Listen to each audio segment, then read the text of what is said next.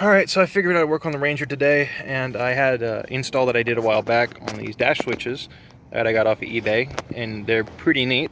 I was able to wire them up without too much issue. But for their different accessories, I got the fog lights, I got the upper lights on the light bar, and I got the fan. So they just simply do that.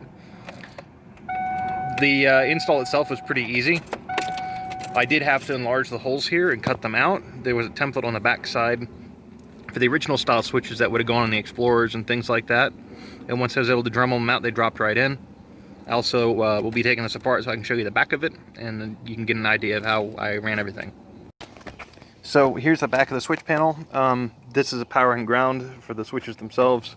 And then from there I have the accessories all wired right here.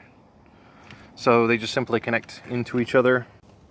In terms of mounting the switches, I had to end up cutting out the sections here. They did have the original switch template on there, but I had to just widen them to fit, and I used the one that was supplied with it. It was pretty straightforward with the Dremel tool to just cut them out and then mount them in.